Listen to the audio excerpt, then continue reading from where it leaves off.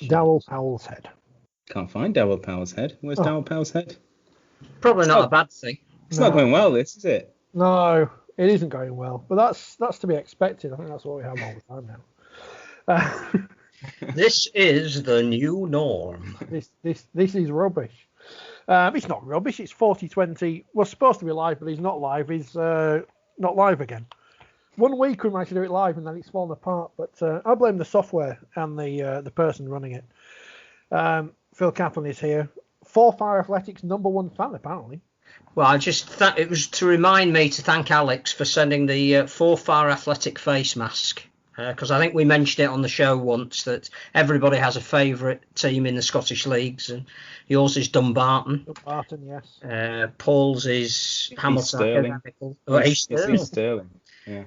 It was 1 year they were the worst team in Britain, so I adopted them for that reason. And I like Forfar because of their Sabutio colours when I was a kid, so I now have their matching face masks. Thank you, Alex. Well, it would be the Meadowbank Thistle of Rugby League, probably Springfield Borough, but we'll talk about failed clubs later because we've got that failed to talk about. Paul Bennett is here, Phil is here as well. Let's get into the meat of the situation and the two veg, in fact, because what's going on? I mean, I'm trying to get onto the Rugby League website to check if everyone's been banned yet, but what is going on with everyone? What's happened? I have no idea. What's going through their minds? I just don't know. I really don't know. Is it some sort of like low level Rugby League player bants or something? I don't get it. I think it's got something to do with lockdown, that people have been missing out on things, clearly. Tony Smith said something interesting in his press conference this morning, previewing the games at the weekend, that clearly he has a player up for said offence at the moment. Looks like Jordan Abdul won't be playing for a little while, perhaps. And he said things have always gone on where tackles in areas they shouldn't be are part and parcel of the game. But because Tommy Makinson's was so up front and replayed, I'm trying to think of the words to use that aren't going to cause a Twitter storm. His tackle technique was less than what would have been desired. That now people are looking for it and making more of it than what it is. But I think he used the word mistimed. Misplaced might have been better. I think that's nonsense, personally. I mean, it's all right. I think after the game, immediately after the game, he argued that it was a bit of a mistake, right? So that's fair enough. I can accept that. But then to say that, it's always gone on in the game and therefore it's part and parcel of the sport, it's absolutely ridiculous. Like, if it has always gone on in the game, stop it now. Because it's ridiculous. Is that like he's not that kind of player thing? When someone hits someone on the head, and he's not that kind of player, but he hit him on the head. I just don't understand why. If it has been going on for so long, why haven't players complained about it before? Why is it only now, when all the games are on telly, that we're noticing it? Or is it just we're not noticing it because it's on telly? It's just a sudden spate of these things. Well, there might well be a sort of code of silence of what goes on in the pitch. You don't make a complaint about your fellow professional, but obviously you can't escape it now because we can all see it. The cameras pick it up, so there's no escape from it. But all these players have been used to cameras being on them throughout their careers, so it's not as if that's new to them. So I'm completely puzzled by it all. What about wearing a box? Do you think that's going to become the norm, like cricket? A pizza box, not an old Papa John's box just laying around. We could use that. Potential sponsorship opportunities, which is we should be encouraging more of, I suppose. It does seem to be just. I know these things happen in the rough and tumble of rugby league. We know players miss time tackles and you get high shots and that are completely accidental. But it just seems odd that all these things are coming at once, and it's an again. Be very careful what phrase you use there. Yeah, it's easy for us to talk about it and take the mickey out of it because it's it's an amusing body part, isn't it? It's like these bits. But Why do they do it? Why? Yeah. Why? Well, we're having a laugh about it, and like you say, Richard, but it is very serious. Yeah. we do the old cliche is if you did that to somebody in the street, you'd go to prison. If you did that to somebody in the street, you'd register. Right? So it's a serious matter. Obviously, we're having a joke about it as part of the show, but it's serious and it should be clamped out. Ban them all. I get the idea of accidental collision when you're trying to pull someone down around their waist area. But clearly, when you know it's being looked for at the moment and it's a hot topic, you've just got to be careful. You know, clearly it is going to be picked up. The cameras are, I would imagine, not looking for things, but clearly if there is a sense that there might be an issue there, they're going to extenuate it a little bit. But yeah, 3 in as many weeks. Who would have thought it? It's not as if Sky have suddenly got more cameras on the game either, is it? It's the same number of cameras we've already had for years. So insane. They're just copying each other, maybe. Yeah. Monkey see, monkey do. Tony called for common sense. What is common sense? What is a fair ban for ungentlemanly conduct? Do you think? Well, clearly 5 matches is not enough because bans are supposed to be, to set a precedent to deter people from doing the same offence, and yet it's happened twice straight away. So clearly 5 matches isn't enough. I mean, 8 games you could get for grade F, is it? I think that's fair. But worse than a crusher tackle? I think what this comes down to me is that I think you can accidentally be guilty of a crusher tackle, and at least crusher tackles are you are doing an act that belongs in rugby league. You are making a tackle. You're trying to stop your opponent. Now, clearly, you have to take more care with your opponent these days, and absolutely, we should be encouraging that. But you don't accidentally grab somebody by the privates and squeeze them. Then, you can accidentally touch them. That's going to happen all the time, I'm sure. But to do the Squrriel grip, as it's called, you don't do that accidentally. You're not doing anything that's part of rugby league. It's not like an accidental high shot because you've gone for a tackle, you've got it wrong. This is something you've chosen to do. And so gamesmanship, or far more serious than that? I think it's more serious than that. I mean, it depends how hard you do it, I suppose, doesn't it? Ultimately, because you can cause serious damage, So yeah, I we're all having a laugh about it. I don't like it at all. I think it needs to be stamped out. And it is one of those things which is easily picked up by everyone's favourite phrase, the mainstream media, to have a report on, and understandably so, because we're talking about it here because it is vaguely amusing, and they will see it as that as well. And although I guess he's having our players in the papers for the right reasons or the wrong reasons any different. I don't know. We need to talk about players and their profiles later. Common sense in rugby league. As long as we haven't got anyone like Noel Gallagher in rugby league or Ian Brown, we'll be all right. One assumes. Maybe Tony should ask some of his colleagues at OKR about that. Is Noel one of those as well now then? Yeah, apparently. Oh, dear. Yeah. All of your heroes. Yeah. Well, yeah. Well, neither of those, to be fair, were really heroes for me. Morrissey's the tough one. When I was in the old place at Radio Yorkshire, I was filling in on the afternoon programme, and I used to just interview random people. And one day I was offered a Morrissey in a Smith's tribute act, and I actually broached that subject with him, and he was like, "Yeah, I like his music, but his politics, no, leave that to one side. It's where do you separate the art from the artist?" Exactly. It's tough. I have to say I did like Tony Smith's comment about why he's keeping his beard at the moment, because it reminds him of lockdown, and that of all of the issues that are going on in the game at the moment, he says he looks in the mirror and realises that just to be coaching at all is what we should be focusing on at the moment, and seeing himself looking like that every day is the reminder of the harsh reality of what lockdown was. So I'm all for him keeping his beard now. Not that I know anything at all about keeping beards, clearly. Do you remember lockdown? You remember that, kids? He does look like Mick Foley. I'm sure you'll agree. Yeah, he does. Yeah, I'm a big fan of it. I think it really works for him. Everyone likes Tony Smith. Fully approved.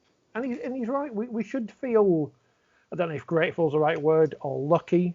Probably lucky is the right one, because earlier today they've cancelled the next ice hockey season, which was due to start. Well, it starts around now, but they were going to start it in December.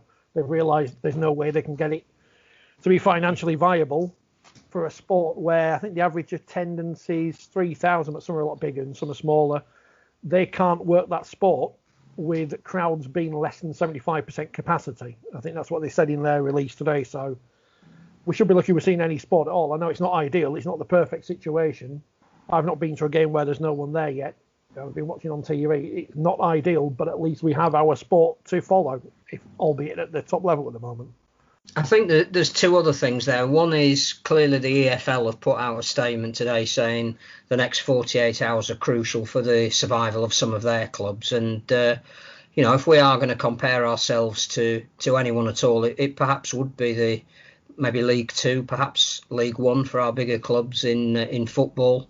So they're at the start of a season and are really struggling to keep going without crowds. The more importantly, there should be no criticism this year. Every fan is entitled to bemoan and berate the performance of their team if they don't win, because if you can't do that as a fan, what's the point of being a fan? But you have to have extenuating circumstances.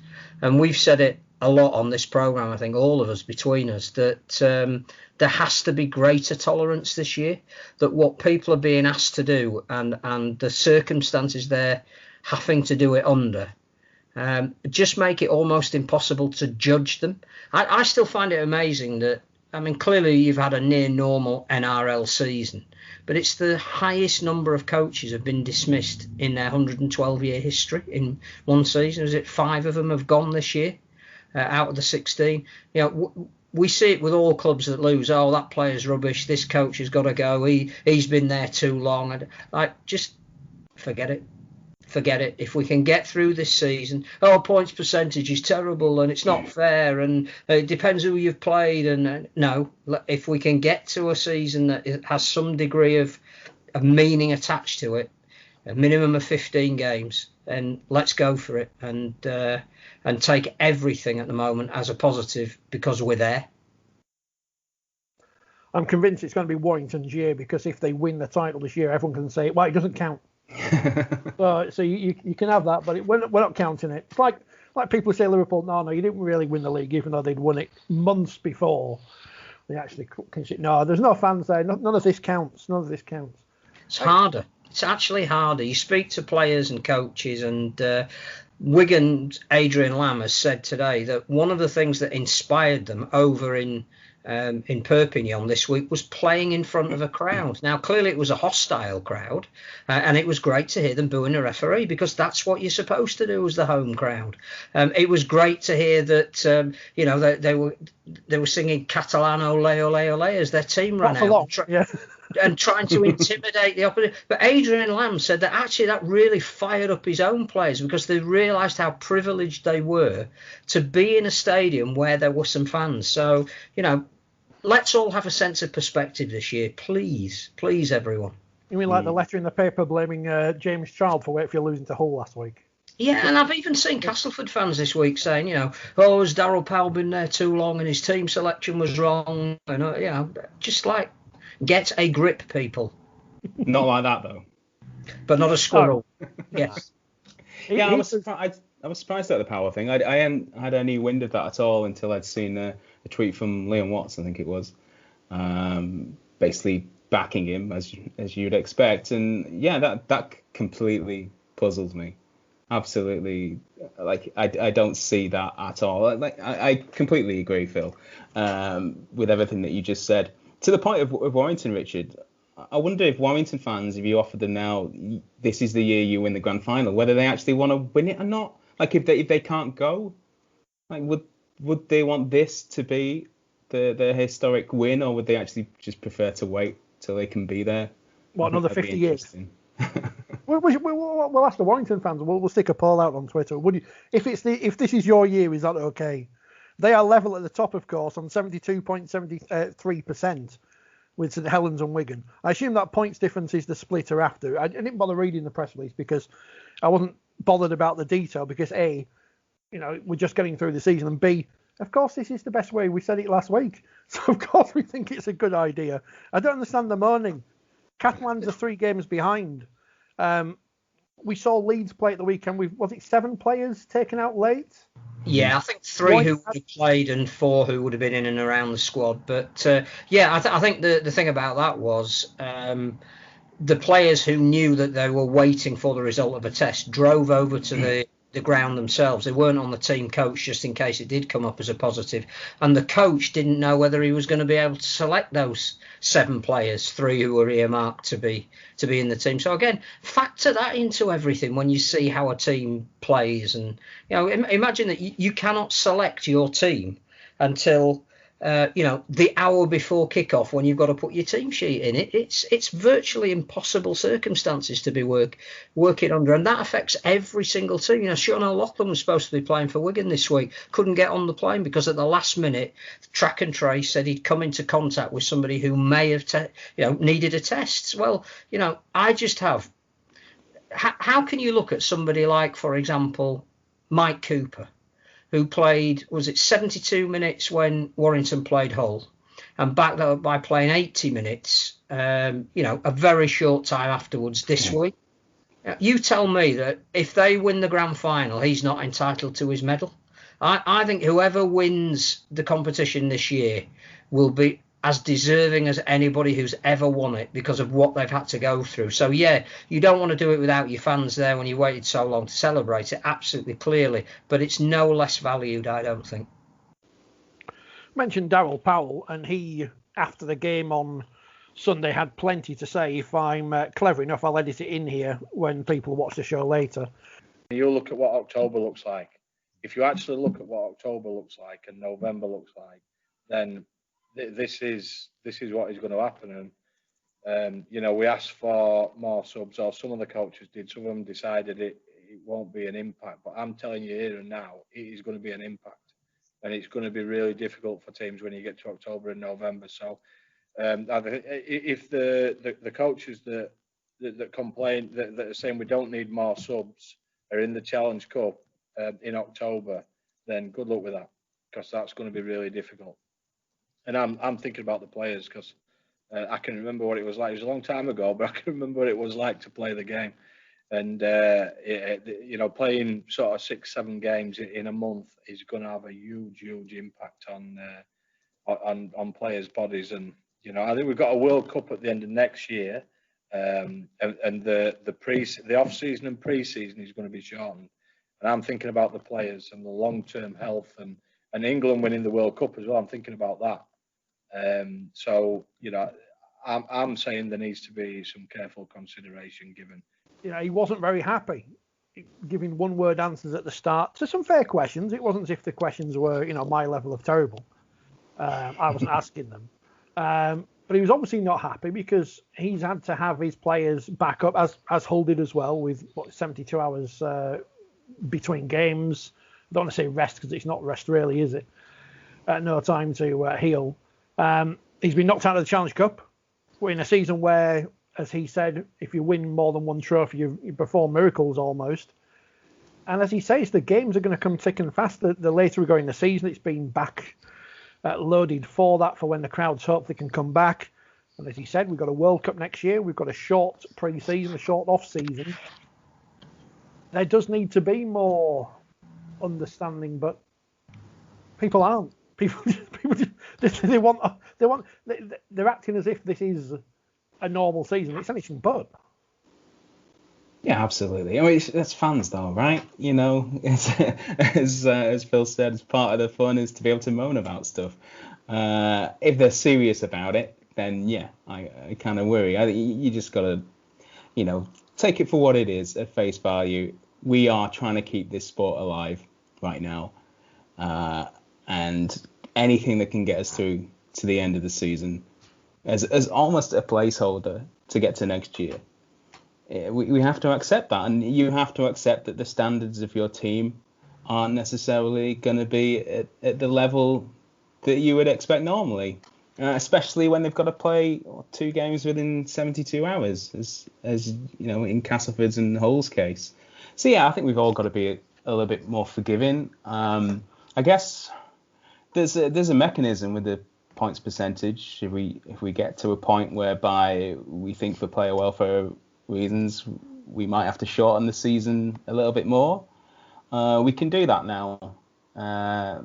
Perhaps, I don't know, maybe you have to consult the coaches on this one.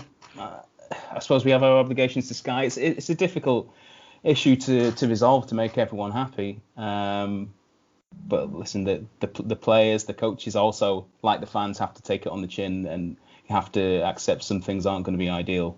I mean, what was interesting, Phil, and I just remember this while Paul was talking about players and coaches. Powell was saying after the game, they'd been asked if they wanted more players on the bench. Some coaches said yes, some said no. Obviously, the majority must have said no, because we haven't got more players on the bench. Is that something... there's no reason now not to change rules as we go through this season, because it is what it is. So should we just say, right, as of the next round of Super League, when that starts next weekend, you're going to have an extra 1-2 play. The full 21-man squad, and it's a shame for Huddersfield because they ain't got any players or whatever, but the full 21-man squad you name, they can all be on the pitch and on the bench ready to play if needed. Yeah, I think that there are two things about what Daryl was saying. The first thing is, clearly there is a player welfare issue, because if every team is struggling to the extent that they are at the moment, and his has been the first team along with Hull that have had to do the equivalent of a midweek fixture, this is only going to get worse. And I've got, you've got to have immense sympathy for them over Squrriel Feki. I mean, they waited months to get him on there, and he lasts 24 minutes. And again, as a coach who's struggling to put your match day 17 together, the one thing you sort of do bank on is that your winger's going to stay on. You've got to be pretty unfortunate. I think he's also very frustrated with the way that his team is playing at the moment, because they're not hitting their potential, and clearly that would affect an immediate post-match interview. But as you say, the other issue he brought up was the one of interchanges, and interestingly, and clearly I defer to Paul, who actually follows football, but there was a change in the Premiership, wasn't there? When they finished off the season, they had extra players on the bench that they could call on. They had an ability to have more breaks in the game. They had the opportunity to make substitutions at certain times, but that was only ever done for this interim 9 or 10 games that they had to get through to get to the end of the season. We may need to do the same. We may need to say, look, everybody's got roughly 9 or 10 games left, because not every one of the games that have currently been postponed will be replayed, which is one of the reasons why we've gone to percentages.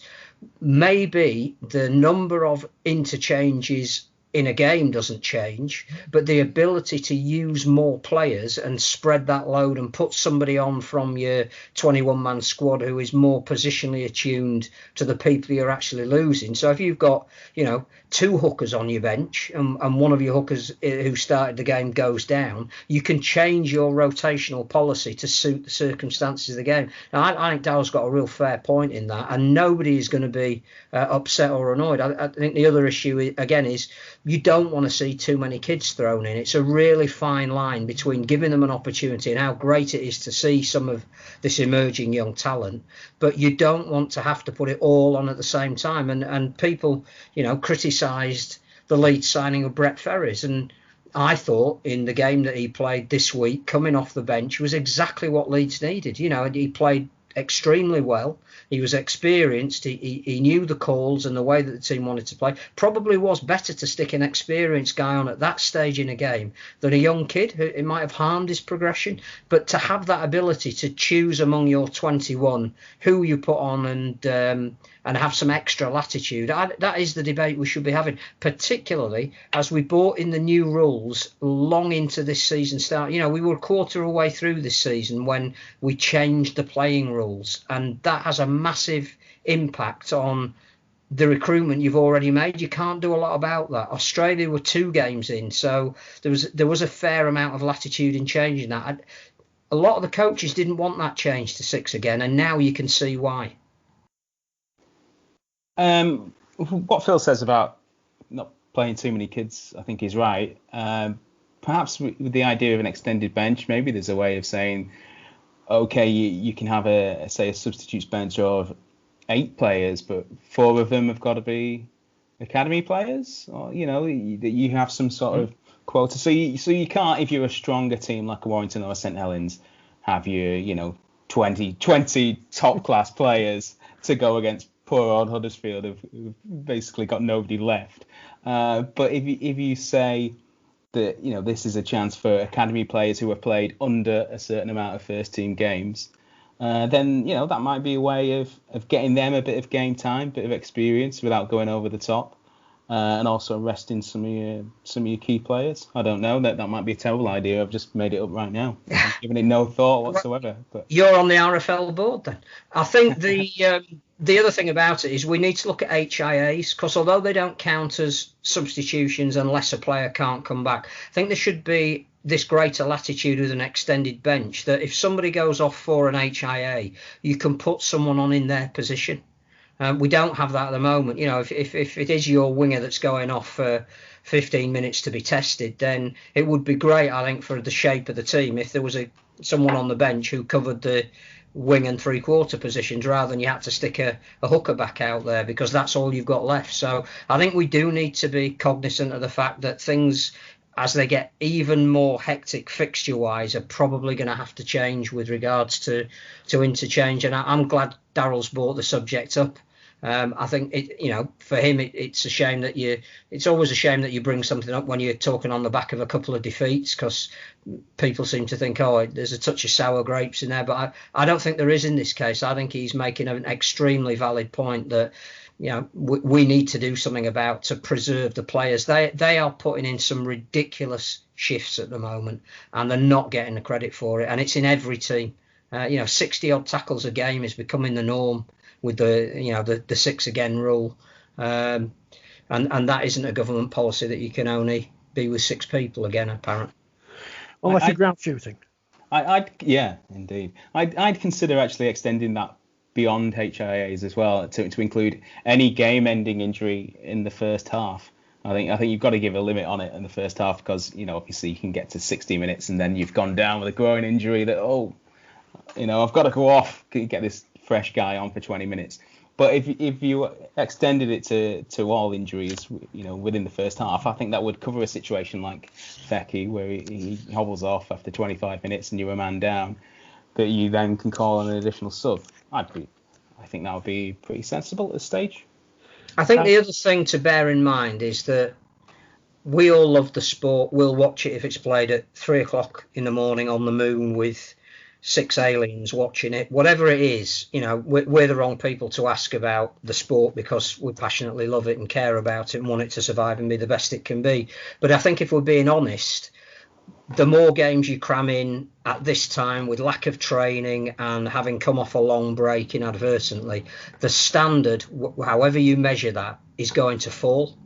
And I think, again, to the neutral viewers and to potential television broadcasters who might be just starting to negotiate about future contracts, to sponsors, be they in kind or otherwise, I think we've got to maintain the integrity of what is on the field. And I think the worry is that without bringing in these extra subs or allowance on interchange, whatever it might be, we are going to see some Easter Monday type games more often than we're not, and that doesn't do the sport any good. And again, none of that is the fault of the players. We'll talk more about the games in a bit, just to get through all the other stuff. You just mentioned the broadcasting thing there. It was in the League Express on Monday.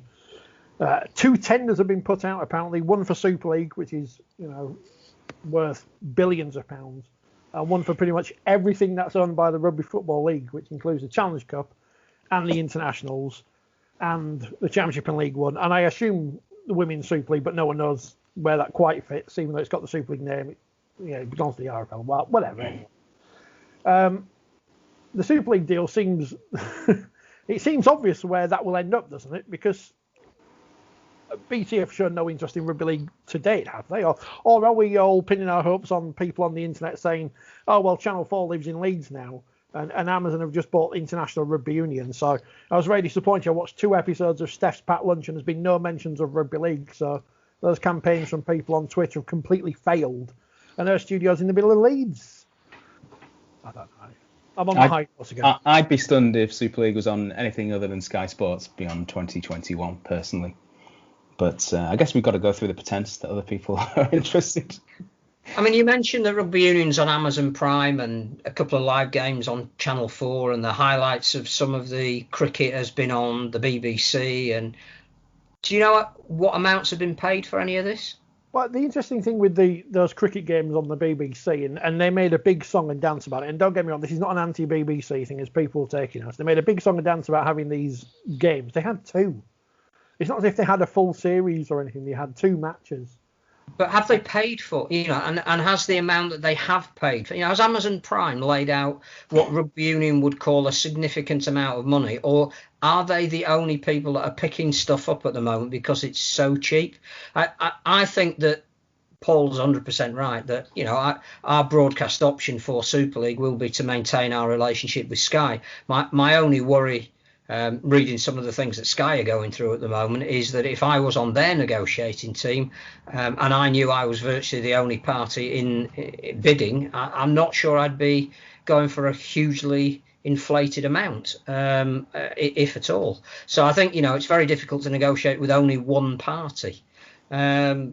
As for greater exposure for other competitions on things like Channel 4 or Channel 5, bite-sized pieces of the NFL that we see go around, you've got to accept, I think, that you're not going to get any money for that. That you have to make a decision at some point that can you trade on the back of the exposure it gives you rather than the actual rights money that's going to come in for it. And Jonathan Liu, who we know follows and watches and is a fan of Rugby League, he goes to the major events, and I think he's a genuinely sympathetic fan of the sport whenever you get the chance to speak to him a game. He's just written a piece really interesting in The Guardian today about what does television rights even mean anymore, because if it is just highlights packages, because we as a sporting audience no longer have the desire or capacity to sit there for the full length of a game and watch it, and what is selling sports and becoming the rights to be bought are the highlights packages,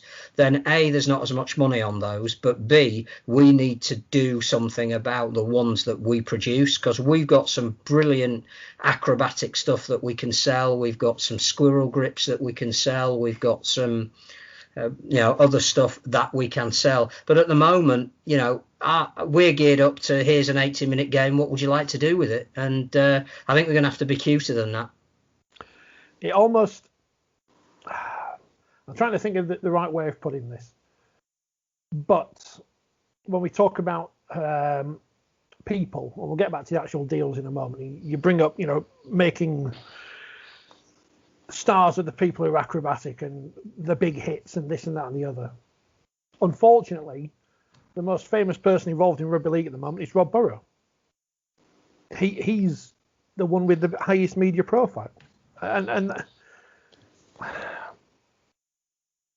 we need to make our players stars, and we don't seem to do that. I remember being in a meeting, in a discussion last year, and I'm not going to mention the name of the player who was brought up, but it was a case of someone mentioned that, the next person we should make into a celebrity or whatever was another person who'd gone through hardship in his life. And it gives no value to the game whatsoever, because we need to make stars of Regan Grace, of Tom Johnson, of Tommy Makinson. And Makinson, grab someone's nuts the other week. It doesn't matter, because it's part of his story then. We can still say he's a great player. He's just done something daft. But no one knows who he is. He won the Golden Boot. No one knew who he was, because a national radio station couldn't get an interview with him. He was too busy, according to people. We don't help ourselves. No. Well, we've been saying this for years, though, that we need to make stars. And I guess you listen, to be fair, to the Super League team of Robert Elston and their nice new Manchester HQ, which I don't even know if they're even there anymore because of COVID. Cobwebs on the doors. All their plans are just up in smoke, aren't they? They're limited in what they can do. I mean, they had a nice shiny TV show that had to be canned, and so I don't want to be too harsh on them because it's been difficult for everybody to get our business done in this in this climate and these circumstances. So I have to. I mean, I'm one of the people who've been given a bit of leeway to Toronto, so I have to give the same sort of leeway to Super League. We don't know what exactly they had planned to address that issue, which has clearly been an issue for a long time, as you say, Richard. So that's something that we need to address for when we come out of lockdown, that we've got a plan to make these people stars. I don't know how we do that. I like the idea of highlight. If we can get a highlights package on a broadcaster, a terrestrial broadcaster that isn't at stupid o'clock on Monday evening and is only available in like Lee, then we might stand a chance of that. So maybe Channel 4 will be interested. They've had success with highlights programs of random minority sports in the past. I mean, you remember the glory days of Kabaddi, Richard, I'm sure. I mean, it's not even on Sky now. They've dropped the Kabaddi. That's how bad things are. I think there's two things there on what you just mentioned about how highlights packages can sell sport. As far as I can remember, that's what broke the NFL here in the manner in which it is now. That clearly people supported it beforehand and knew about it, but when it started getting mass audiences was in the mid to late 80s, when Channel 4 did an hour's highlight package on a Monday to a rock music background, and people like me who'd heard of it but never had come across it or seen it in all its glory watched some team called the Redskins with some bloke called Theismann and some guy catching called Rice, and some team with a Lawrence Taylor and like the fact that I even know these names was purely based on a highlights package, and I didn't have a team that I could buy into. I didn't need to. I could just sit down for an hour on, I think it was a Monday evening when it started, and was it Sweet Dreams Are Made of This was the soundtrack that was on mainly at the back of the action, and suddenly became imbued with the fact that, sure, if a purist was watching, you'd be going, yeah, but what about the tackle and the interception and the linebacker and the zone defense? You're going, I don't care, I've just seen a brilliant touchdown. But that on the back of that, they built the sport to the point where here we are 25 years later, where games are coming into this country and selling out. So I think there is some merit in clearly looking at that as a strategy. The other thing that I found really odd is it's not just administrators have got to decide what we mean by stars and how we promote them. I was amazed at the amount of social media traffic that was criticising the return of Sonny Bill Williams when he made his debut for the Roosters. He was only on for 15 minutes. People didn't say was it did happen to be the 15 minutes that turned the game while he was on there. He galvanised his teammates, and his contribution may well have been 27 tackles on 5 metres or whatever it might have been, but actually him being on the field was the period when the Roosters won what was a game that was in the balance. But the fact that they were going back to the dressing room to see him tie his bootlaces while another game was on, they were seeing him combing his hair before he came out, they were seeing him stand up and sit down on the sideline when the game. He's a star. They were promoting a name that, if you were talking about rugby in its widest sense, how many people have heard of globally, he is one of them. He is in our sport. The Australian broadcasters focused almost obsessively on him about to make his debut again. That's how you sell a star. And too many of us said, oh, well, it's over the top. No, it isn't. That's how you market somebody. I would like us to maybe you talked about the NFL on Channel 4 there, Phil. Gazzetta Football Italia. That was the big one for me when I was growing up. Do you want to present highlights from a cafe well, I was thinking with an ice cream or something? Yeah, well, I was thinking, obviously you always used to have James Richardson, outside a nice plaza in Milan with a copy of Gazzetta. So maybe, you could have Gary Schofield outside, I don't know. Not Toronto. Outside Huddersfield, Nando's, with a copy of League Express or League Weekly or 4020 magazine, which is out this week, and talking about rugby league. I think it's a winner. I mean, it's a proven formula. We've got proven formulas. Rugby League Raw won awards because the accessibility of our players, our coaches, everything we would do would benefit a broadcaster, and we would get some footage that other sports wouldn't allow you to get. We've proved that in the past. Let's do that again. Because it's not happened, I can say we were going to do a thing like that with the Wakefield women this season because we got that access. But obviously we're not being able to do that now because of the COVIDs. But are you both drinking glasses of orange, or are you passing them between you? Because it's weird. I don't see when this program goes out. I don't know where Paul will be on screen, so I can't act as if I'm. A bit of editing magic. My pen falls apart now. Lost my train of thought. What were we saying? About highlights. Women's League behind the scenes with this team. Danica on the Super League show. She'll never be on this program again now. Now she's been on proper telly. I think John Keir was jealous of her coat and the shoes. So we've got the Super League show. That's on the BBC. It's a good program. It is what it is. I think Inside Super League was going in the right direction to be something different, which was attested to by the fact that Rugby League people didn't like it because it wasn't. Here's the highlights. It was a different kind of magazine show. I think that's the kind of thing we'll never know now. But it could have been something we'd have sold to somebody else other than our host broadcaster, Sky. But we never got the chance to see what would have happened there. But you're right, Phil, and a lot of sports bodies do this. They make syndicated programs to give away for free. World Rugby do it, the cricket do it. I don't know if I'm sure the Premier League football program, which goes out around the world, I'm sure some places pay for it and some places will get it for free or whatever. China. Yeah. That was a kind of program that would have been our version of that. As I said last week, I don't know why the NRL don't try and get their highlights on ITV4 or whatever, which has a history of showing things like the Tour de France or the German football highlights randomly.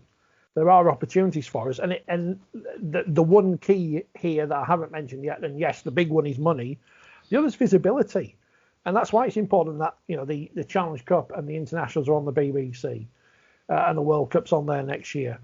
It's okay saying, oh well, if we give it to Premier Sports and give us 2 hours a week or whatever, but no one's watching, and no one's going to flick up that high. So you have to have it on a channel people will watch, because the more people flick through, the less chance they'll get of getting to channel 600, because they've already found something on channel 133. So if we do sell our highlights package to someone else, it has to make sure it's on a channel people watch. Do people watch the Football League highlights on Quest? I don't know. I think they do. Sure. I think they do if that's the place they know it is. But you only get a reputation by the quality of your programming. And I think because they've got the right presenter and they've got a format whereby it's more than just the goal highlights, then I think it does have a cult following, and that's what we've got. You mentioned the World Cup, and the one saving grace at the moment, I think, is everything that the World Cup are doing. And I know that John Dutton has mentioned that there clearly is a contingency that if it has to go back a year, it will. But next Monday, the first tickets go on sale. I think we've now seen the online shop open yesterday. That they are planning everything for it going ahead at the time scheduled in 2021. But the way they're going about doing it is the model for how we move forward as a sport, I think. And if they can get those kind of highlights programs and access behind the scenes programs, I think they're innovative enough to not only do that, but set a template for the rest of the sport to be able to do that. I've said this before, and I have to say it again, and I wish people wouldn't, in our industry, sell the general public dreams that are just impossible. The last time Championship Rugby League was on telly was on Premier Sport, and before that it was on Sky for a couple of years. But there's been no interest from any other broadcaster to show it regularly. It's okay, people saying, oh, well, if this package of the internationals and the Challenge Cup and everything goes to the BBC, they'll be sticking Lee versus Swinton on. They won't, because they can do what Sky do and not show it. League One's not on anywhere. I know that there's an article in the paper about how League One's stronger than ever, but it doesn't matter. because third division sport of any kind isn't on TV apart from football. And people need to realise that we can do more with it and try and do stuff on our league or whatever. And we, when we're at Radio Yorkshire, inquired about doing a highlights programme for the Championship where we take the footage from the clubs, we package it all together, stick it out online, and we were told we couldn't because somebody else had the rights to do it, and obviously it was never done. We have to do something ourselves to be proactive to try and create a buzz around the Championship or League One, and it might be impossible. It might be. But I saw Sir Rodney Walker on the telly yesterday moaning about basketball getting no coverage, so what more can people wondering why the show wasn't on yesterday? I saw Sir Rodney Walker on the TV and fainted. I'd have been moaning about Sir Rodney Walker being on the telly, to be honest. I didn't realise he got his fingers in the basketball pie now. No wonder it's... the dog's not happy either. As soon as you mentioned Sir Rodney Walker, the people of Wakefield are up in arms. I was going to say your dog's not called Sir Rodney Walker. It's just answering. No, Sky. Ironically enough, Sky. Well, that'll be it. With regards to Championship and League One, I think you're right. I think personally, I would like the Challenge Cup rights to be sold separate to that, so that whoever you've sold the Challenge Cup to, you haven't given them away this product, which they'll probably, like you say, just discard. I would have thought there's something interesting you can do with Championship and League One, not just about Rugby League in a highlights format, but about the communities that those teams are in. And I would have thought that in the post-Brexit world and the Workington Man world, and, perhaps some introspection and looking at some communities that have been ignored for quite a long time, I would have thought that there's an interesting sort of social political element as well on top of the sport that somebody, a creative broadcaster, the likes of Channel 4, for instance, could do. That if you, even to the point where you say to them, listen, you can have the highlight rights, we'll give you them for free.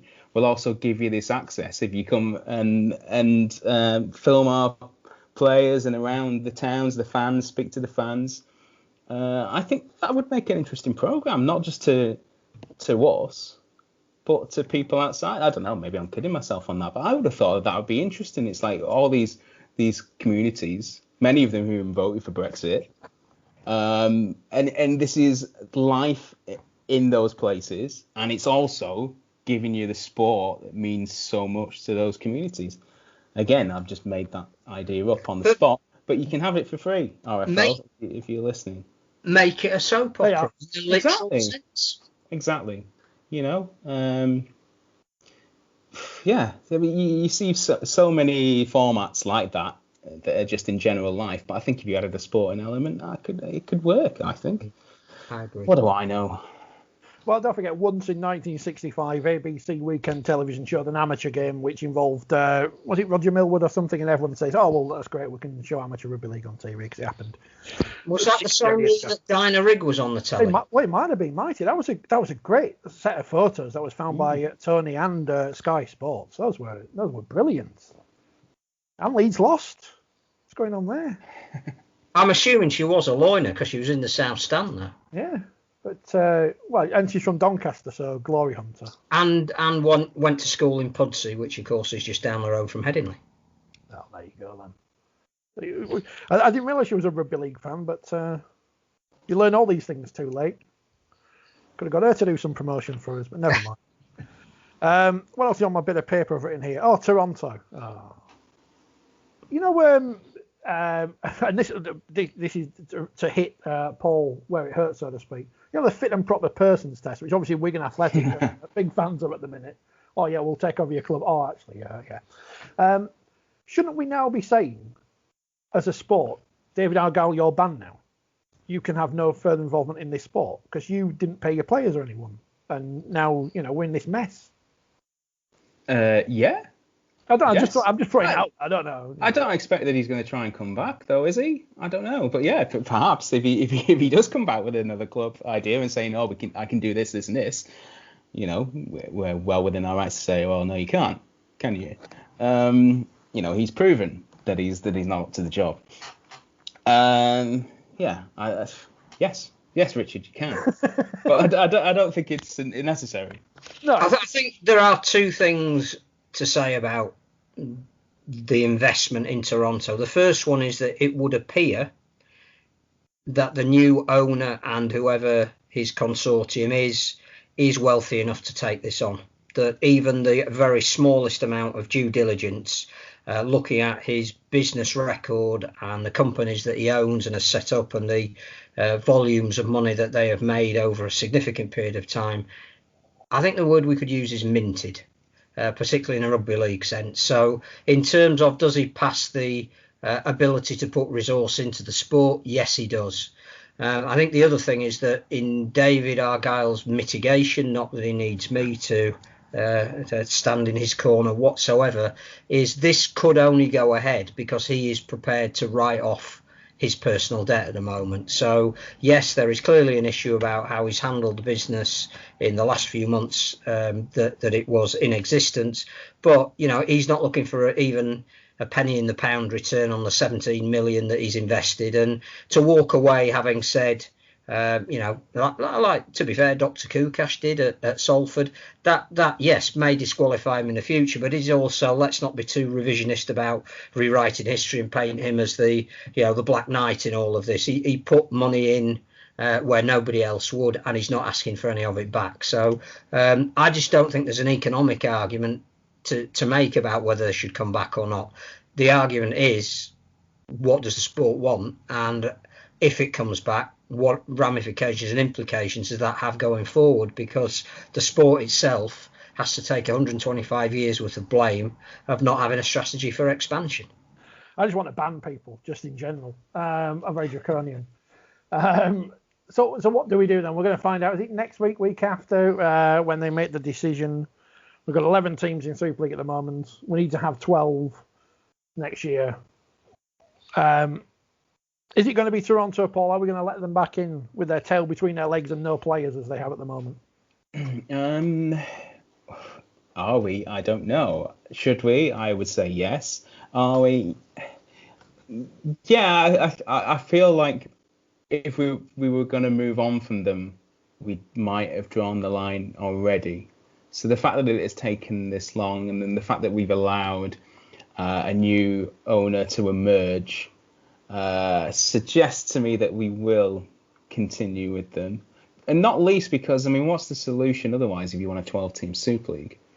So, if you say Toronto aren't in, what do you do then? Do you have a mini licensing, as I think somebody has suggested? Put Lee in. Yeah. Do you just handpick somebody, say, Toulouse from the Championship and put them in? I don't know. I would have thought Toronto's returns your best shot at getting, everybody that's owed money to get that money, which shouldn't be overlooked. Players particularly. I think they probably will, but I'm not, sat at home on furlough, decorating a nursery right now. I'm not in contact with club CEOs and chairmen getting the inside track. So I don't know, but I hope so personally. Neither am I, Paul. I'm sat on furlough as well. I'm watching TV during the day, which is rubbish. And I see all these adverts for charities asking me for money. And I can almost picture now black and white scenes of Lamport Stadium and the words of Josh McCrone and Brian McDermott being played over some sad plinky plonky piano music about how we should I'm playing devil's advocate here, about how we should let Toronto back into Super League. Phil, you're a Leeds Metropolitan elite. You must be thoroughly in favour of having Toronto back in. I don't think there's an alternative. I think that what they've achieved, irrespective of the final methods they went about not securing their financial partners, would tell you that if this sport can get 10,000 people in an unfamiliar market, that's exactly what it should be aiming to do at the moment. And when you talk about an expansion strategy, that should be at the heart of it. How do we spread the game to new markets? Because if we don't, as we've seen with the effects of COVID, if you're too geographically concentrated, that your future is unfortunately limited, and that is fact. It's not trying to make any political point. The other thing that's really important is there is a way out of all of this if the game looks beyond making a decision. I think the Toronto thing's really interesting. If you'd have asked all the clubs the days after they pulled out, they would have said, we don't want them back, they're not welcome. I think there's now been a groundswell of opinion led by Leeds and St Helens to say they actually offer quite a lot, and it would be foolish of us at this moment as a sport to throw that away. We're on the verge of a potential new broadcasting deal, and whilst it may not bring any new dishes within the Toronto area, what it does is it allows you to go out and sell a more global competition. And in the world that we live in at the moment, you can go to potential sponsors and or commercial advertisers on a television company and say, well, if you've got a global product, we've got the competition for you. So I think all of that needs weighing into it. But the other way of perhaps appeasing everybody is I don't think you can have relegation in 2021. I think every single club that is currently in Super League will need next year to breathe and develop and get over what has been the trouble of this year. They're not going to get any season ticket income because it's all going to be rolled over from this year. They're going to get £300,000 less from Sky because of what they're clawing back from matches that couldn't be staged. So I would say that those other 11 clubs who are voting on whether Toronto come back and are seriously stymied in terms of financial income next year, and Toronto perhaps for 1 year as a potential sanction for pulling out of the competition would get the accommodation of the fact that they still wouldn't get any access to the final year of this television deal, because that's what was pre-negotiated, but it would be an implicit understanding that they would get a share of the next television deal. All of those clubs could make the decision on the basis of the fact that they weren't under pressure from Toronto coming back because there was a relegation scenario, but to then be completely fair and upfront with those teams in the Championship who are also going to need a little bit of time to come back onto the playing field from an economic point of view. I would absolutely announce now that Super League is increasing to 14 teams at the end of the 2022 season, so that you're allowing Toronto in, and there's a moratorium on relegation for the final year of the current television deal. Everybody can breathe and get to the World Cup. 2022, everybody starts off knowing that nobody's going to be relegated, but 2 teams are going to be promoted. And I think then you bought yourself enough time and space to factor that into the new television deal, because you're going to have to split it 14 ways instead of 11 as it is at the moment, 12 under normal circumstances. But also you can look going forward then from 40 teams. What does that mean? Do you then bring in more of a mini licensing procedure? But actually then, absolutely, Derek Beaumont will be leaping up and down saying, I'm going to sue the bottom off you if you have another year where there's no promotional relegation. But if you say to Derek, you're building a team that, if you keep going the way you're going, you have another year whereby you will give you a Championship grand final, you could win £250,000. We'll give you the 1895 Cup final or the Joseph Platt final, whatever it might be called by then. You could get to Wembley and win in a prestigious event. But, you get it right on the field by 2022, you're going to be in Super League. I think that sort of is the kind of solution that suits everybody. I like the idea. I'm just not sure how realistic it is to, at a time when we know the next broadcast deal is going to be in reduced terms, to then persuade the Super League chairman to split that more ways than they currently are. I think it would take a bit of vision, bit of balls to get back to what we were talking about earlier, to do that. And I'm not sure in a post-COVID world where businesses are struggling that they're gonna be on board with that. I'm not sure. I don't really see it as realistic. On the Toronto issue, I think as much as anything as well, we've at least got to think about the image of the sport outside the game. We all know what's gone on with Toronto, but we have 2 choices really at the end of this season. One is that Rugby League has failed again to expand and Toronto has collapsed, and the other is that Rugby League's North Atlantic franchise has managed to survive COVID and he's coming back and he's now looking forward to the future. And they're two very different stories to be out there to people beyond rugby league. And when you're trying to sell the sport as growing in order to get a better TV deal, then I know which is the better narrative. And they bought Ottawa, so there's got to be some joined up logical thinking about, if you ditch Toronto at this time, where does that leave Ottawa? I think the other thing we've talked about is highlights packages, and why broadcast partners will be interested in showing the best that Super League can be. I think to the non-aficionado viewer, the person who comes across the sport on a casual basis, if there is a team in there called Toronto, you actually are going to be more predisposed to say that's just a bit unusual. I might just watch that. They might even become my team. And this Sonny Bill guy who I've heard of, he is actually going to play in Canada.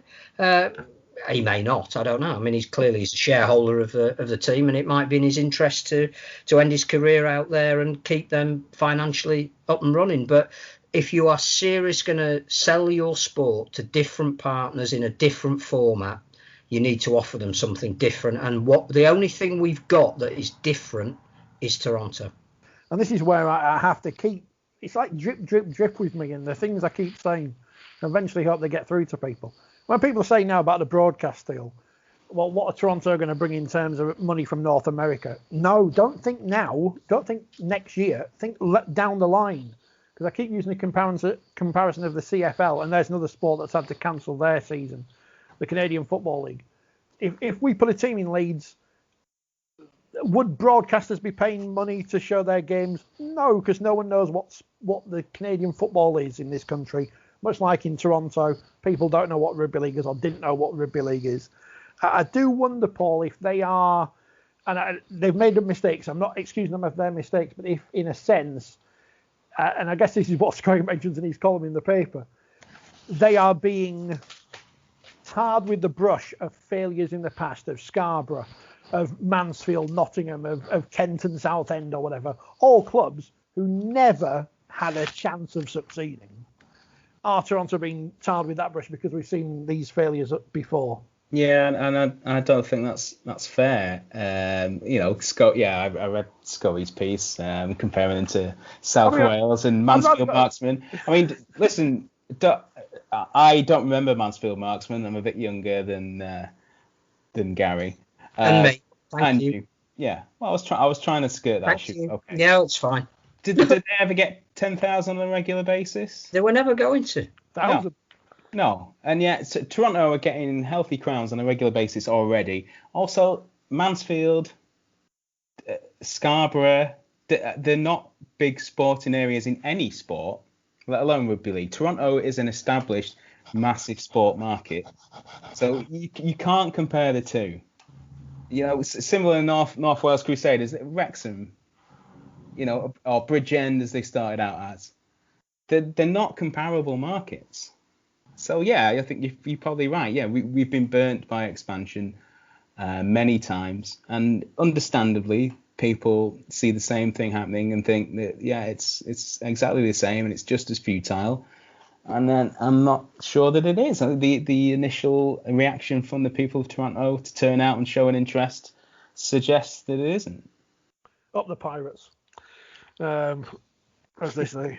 There's also an international spin-off as well. That if we take the broader view that the one thing that is going to elevate this sport to the levels that will make it at worst a big minority sport, it's having a more visible international element, and we're going to see that with the World Cup.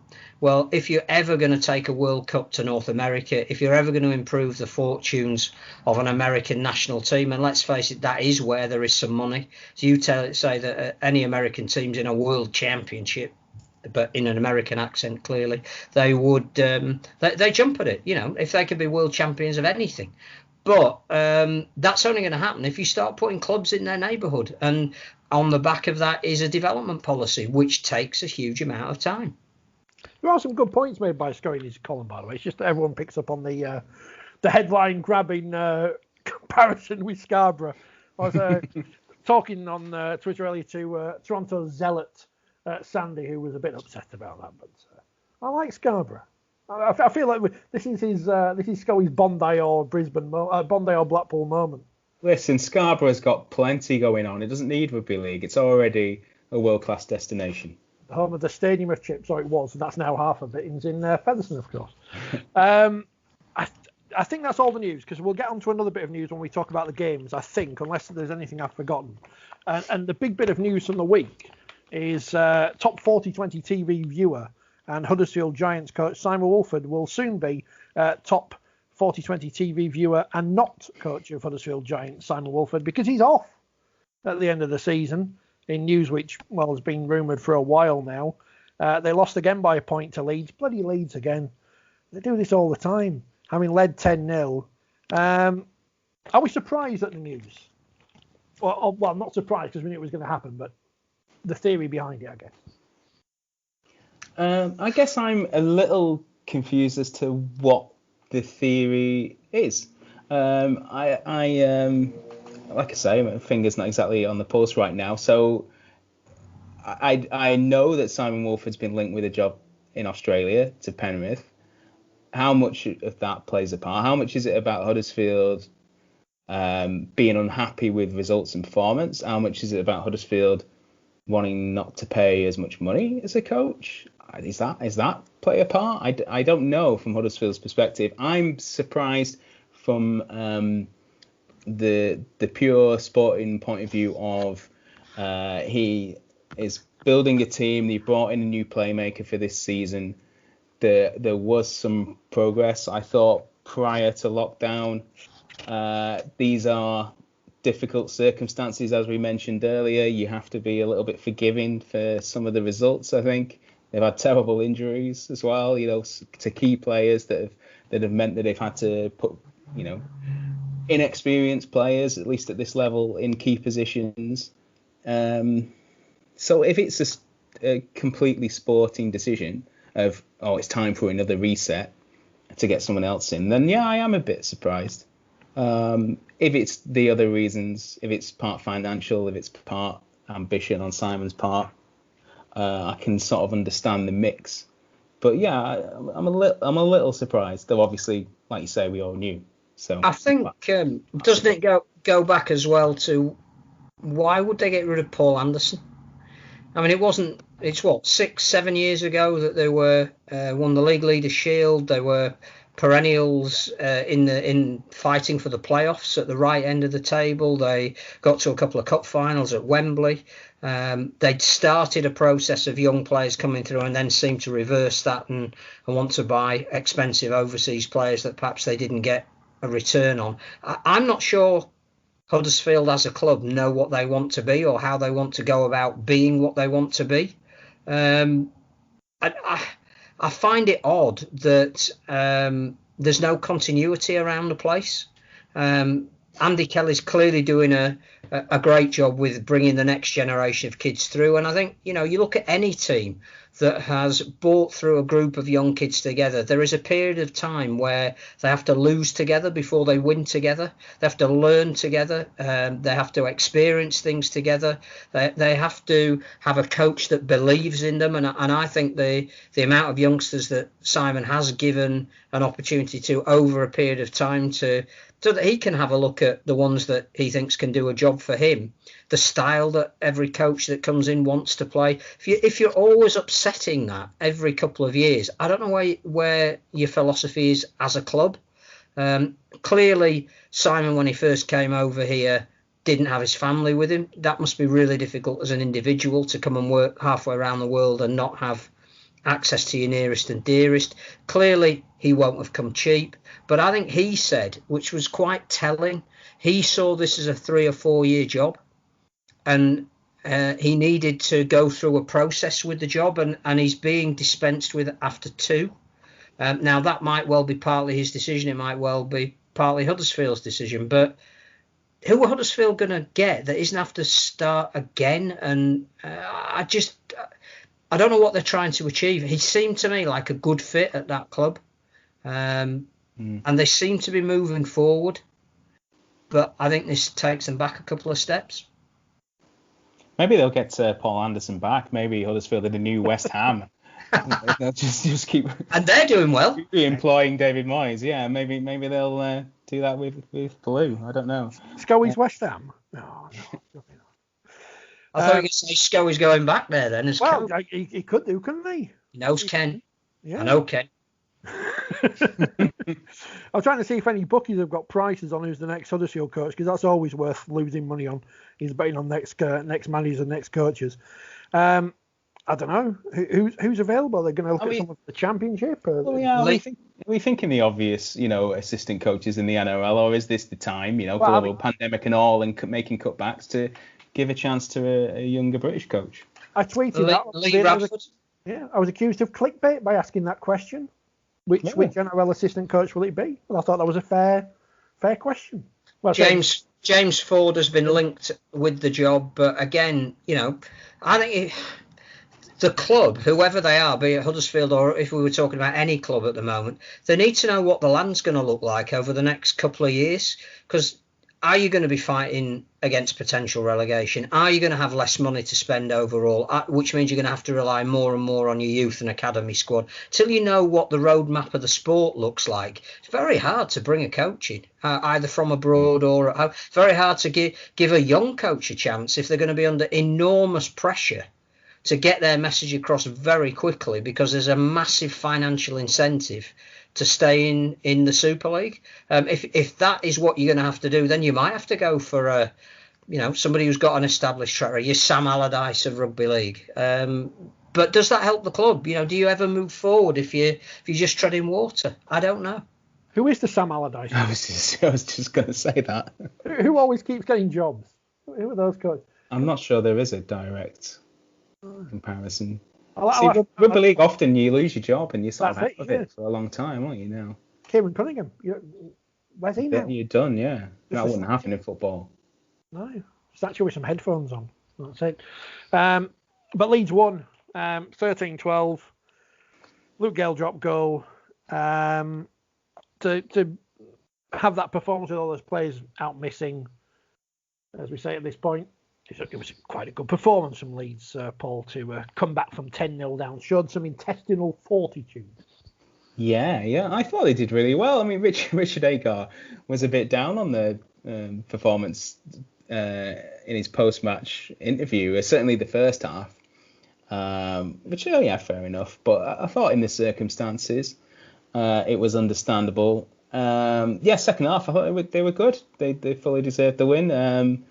Obviously, the conditions weren't great, were they? Maybe played into the sort of old school Leeds, wasn't it? The old Rainmasters.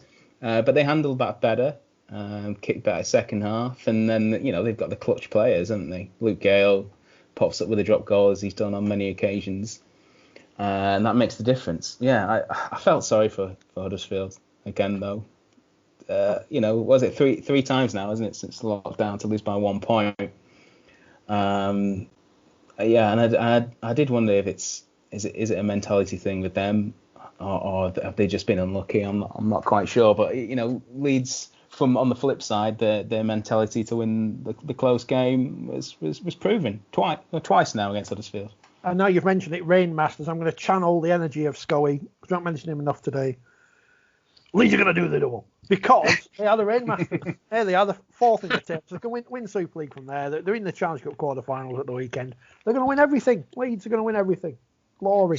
Second half was laudable, built on the back of a couple of really impressive performances. One from Mikolaj Aledski, who's going under the radar a little bit, but we're all quite rightly talking about Alex Walmsley being the best prop in the world at the moment. But for a young kid who's learning his trade, he's making a big contribution, 50 odd tackles again and a lot of meters. But I think it's his second stint when he comes back. He's equally as effective as his first, and that hasn't always been the case. It isn't with young players. I think James Donaldson was the other that, he made a break right at the start of the second half, and it seemed to pick up the whole team. When you think again, 6 weeks ago he'd been diagnosed with a broken back. These guys are absolutely phenomenal at playing every single team. Aidan Caesar had a great first half and faded in the second. Might be again because he's been injured. But I think what upset Simon departing Woolford more than anything was the fact that having established a strong lead, and the conditions being as they were, that his team couldn't hold on to it. And I think you're right. That is perhaps we can feel this starting to slip away from us. We haven't got our key guys in key positions directing us around the field to greatest effect, and we've let another one go. And psychologically, I think that probably is quite an important defeat for Huddersfield. Also losing late, Castleford Tigers 6-all at half time against champion select Warrington, of course, and a very late try from a returning Matty Ashton, and Warrington take the 2 points there. I guess we'll talk more about Cas when we talk about the game against Hull FC in a moment, but again, Warrington just got the job done. Yeah, really impressive. Backs against the wall sort of effort, wasn't it? Smash and grab. Just to be, they didn't lead in the game, did they, until the last minute? I was so impressed by the goal line defence again. Just their intensity in the defence and their effort and their desperation, which Steve Price will be delighted about because that's his number one thing. I was incredibly impressed that they managed to hang in for that long and then to win it at the end. I mean, what a try to win as well from Matty Ashton. It was brilliant. Deck Patton as well, I think needs to get big credit for that. Not always delivered on the big occasions, but I thought he was that play was superb. Warrington, in the circumstances, missing so many players to get a win over one of your potential top four rivals. Big result for them, locks them in for the top four. Surely they've got players to come back. Things are all looking pretty rosy for them, and no Daryl Clark either. You've got to praise Danny Walker's 80 minutes he played. Which he hasn't done before, I don't think, in Warrington colours at least, and was really really good. A happy days for Warrington. It's their year. It is their year. Good to see the Daily Mail didn't live up to stereotype with their article on Luther Burrell, by the way, but never mind. I think we saw a glimpse of Warrington's future as well with Stefan Ratchford at loose forward. Physically clearly up to the job, 40-odd tackles, gives that ability for Ashton to link in from the back with the pace that he's got that not many have, particularly that play at full-back. So that's an added dimension to their attack. They look a really balanced team, and the spine of it looks fantastic at the moment. And if they do win anything this year, it will be on the back of their defence. They're not the most flamboyant of teams, but gosh, they know how to keep in a game. And I think that's what upset Daryl Powell, that when they had the periods of dominance, Castleford couldn't score enough points to make that pay. And it was one switch off late in defence that cost them. And that must be incredibly frustrating. I think we'll also probably need to talk about Danny Richardson in context of the whole cup game as well. Clearly an unbelievably talented young player, but at the moment to me just seems to be trying too hard. And when you mention clutch moments, his kicking game a couple of times has really let Castleford down, either giving away a repeat set with a kick over the back or putting up something that isn't challenging enough. And it's making that decision at that time in a game that it can be the difference between coming out on the right or the wrong side of the ledger, which is not to clearly blame it all on him, but he's learning in a new environment, and they just haven't quite got that balance right yet. It's probably a symptom of Jake Truman not being there as well. I mean, there's a lot of pressure on him to deliver in that position right now, isn't there? But there was a lot of pressure on both of them, because that was a choice of Cass to go with two young halfbacks, and that is going to take time to develop. So again, to be expecting them to be a top of the table side and in the two key positions have two guys who have got to learn to work with each other as well as get experience around what's expected of their role is a difficult ask. So weekend of close games by and large. Hull edging out Wakefield 26-23. Wakefield leaving it a bit too late to get back into that one, but Klepi Tangano with a couple of late tries. He's been impressive since he came to the club, and was unlucky not to get into that top four on the Our League Man of the Match votes. Just a bit, yeah. I think he was great. I really like him as a player. I think he's fantastic. It's great value to watch. I thought he had a brilliant game. Did Squrriel get the Man of the Match award just because he broke his nose and wasn't 10?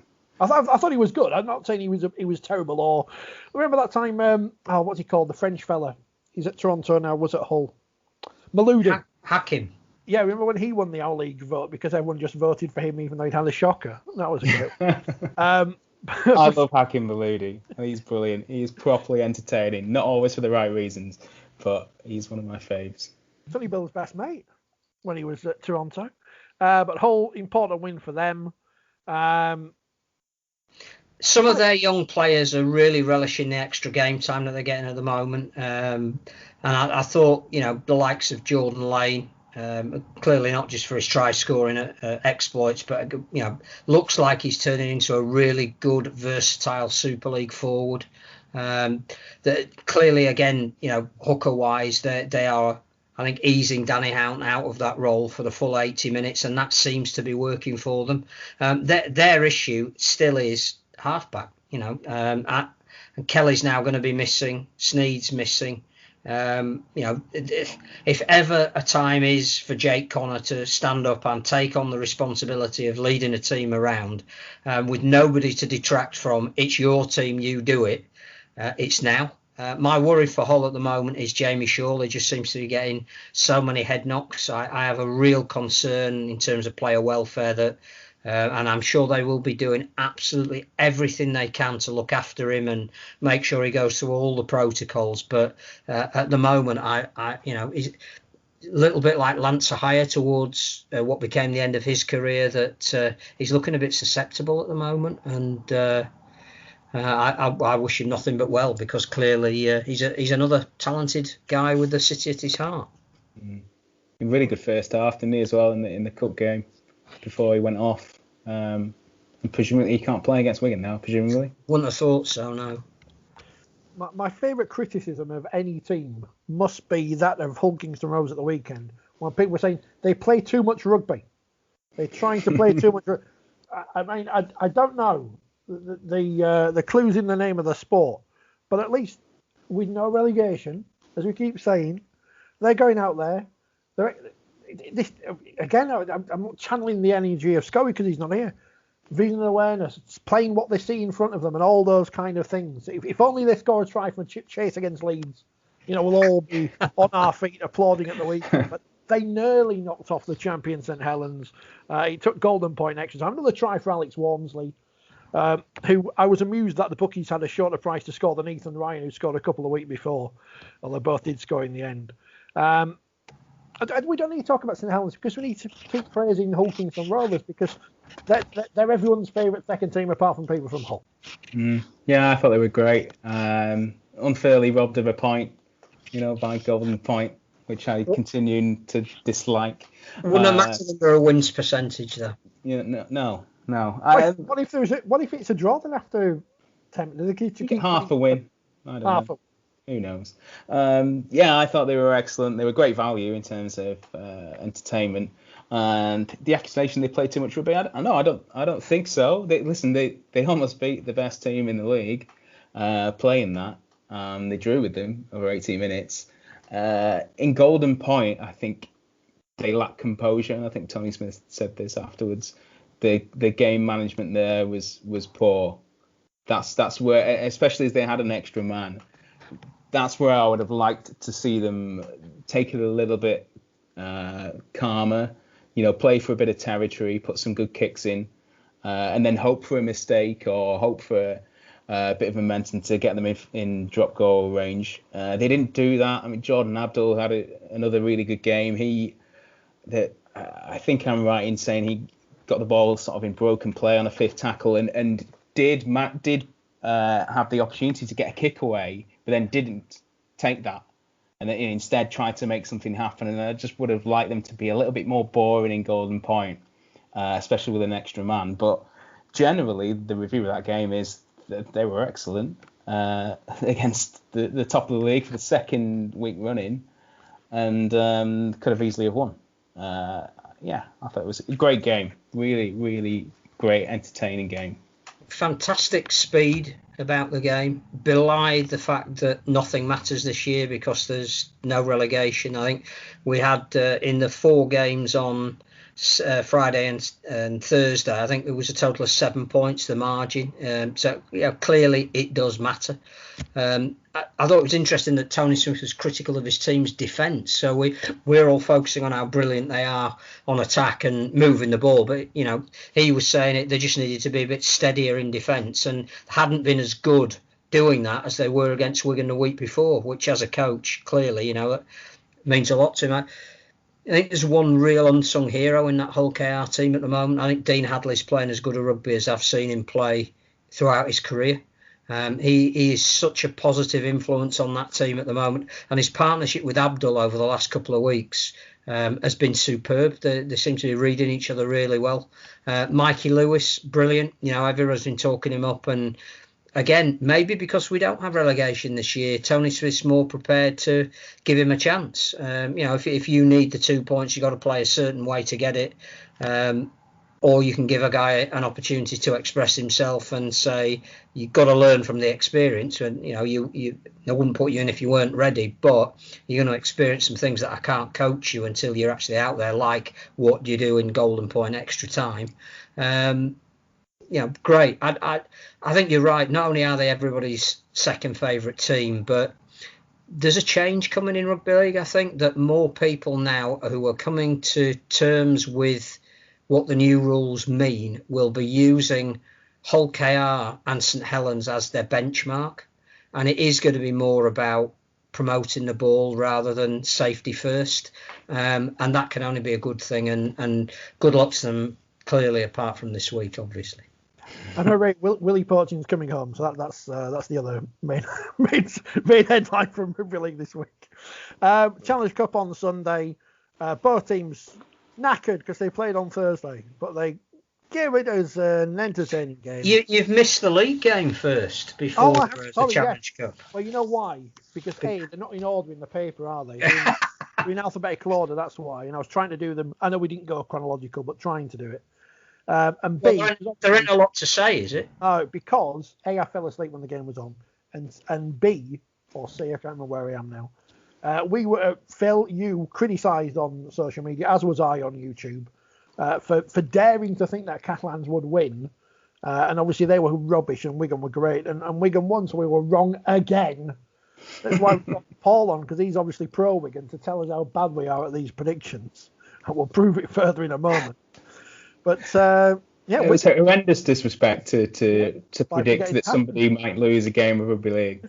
18-0 at half-time, and the LA turned to whatever the French is for boo. Not good news for the Dragons in that one, but great performance from Wigan, who are level on percentage with Wigan, with Warrington. And so you must be happy with the way things are going for Wigan at the moment, Paul. Me? Yeah. Don't know why you say that. I'm not a Wigan fan. I'm from Wigan.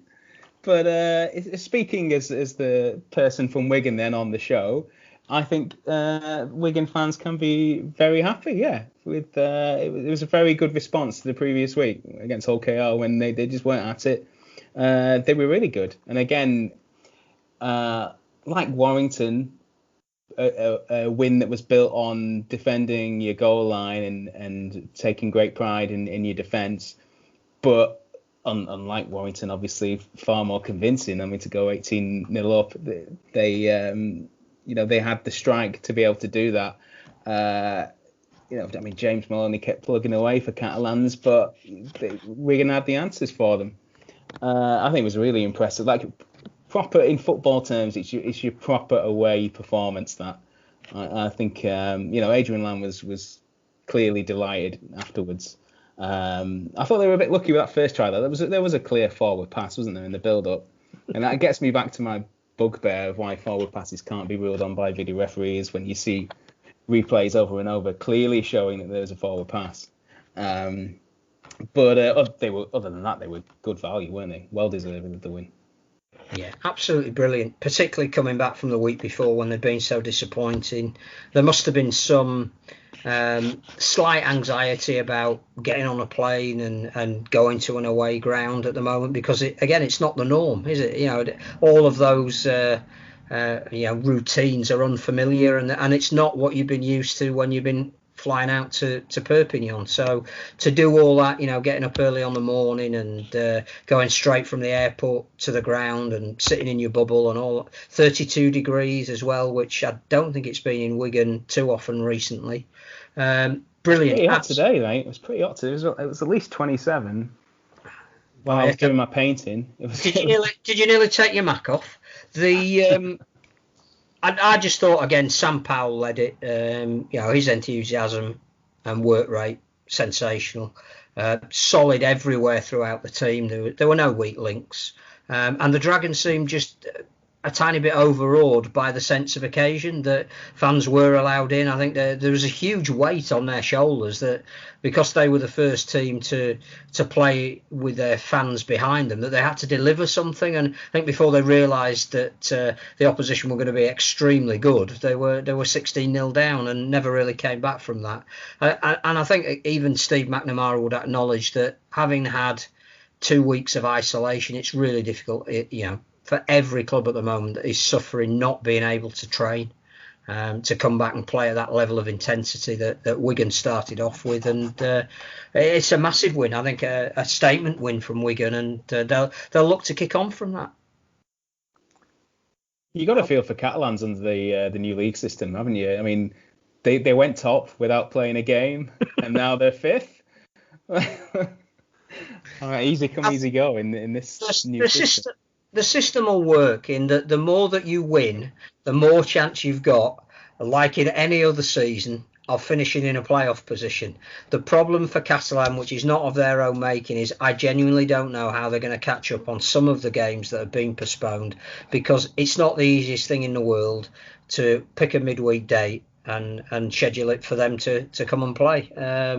So, yeah, it's going to be really tough for them. In fact, I think they've got at least one Wednesday night game once the fixtures kick in. So I'm not even sure they've got even every midweek. There'll be some people, other than them, clearly, administrators, hoping that they get knocked out of the Challenge Cup this weekend, because that'll free up at least one fixture slot, you would have thought. Speaking of the Challenge Cup, as I did prematurely. Segue there. Yeah, Hull are through. Carlos Tumavave celebrated his new contract with a pair of tries. And, good. What you expected between two teams who played 72 hours before. It was a decent enough game. Got a bit scrappy, but it was what it was. And I guess the big issue coming out of it is more injuries, and we spoke about that with player welfare earlier. But Hull, I think it's fair to say, Paul, worthy winners in the end. Yeah, definitely. They made 8 changes, didn't they, from the previous game a few days earlier. I thought that really told, because they just seemed fresher to me. Obviously, Tumavave was one of them, and he was the most impressive, not just the 2 tries, but a try-saving tackle as well. Good timing for that performance after you just signed a new 4-year contract, just to prove you might be worth it. They were very good. Credit to both teams for backing up. No criticism of Castleford for that dig. Less than 72 hours after you'd played a really intense game against Warrington. But yeah, Hull with the fresher, more energy. They seem to make the right decisions in the big moments, and worthy winners. But you do wonder now whether it's a bit of a Pyrrhic victory, whether with the injuries that they've had from that game, Albert Kelly and Jamie Shaw particularly, whether they're going to be in any condition whatsoever to benefit from that win and be able to compete with Wigan this weekend.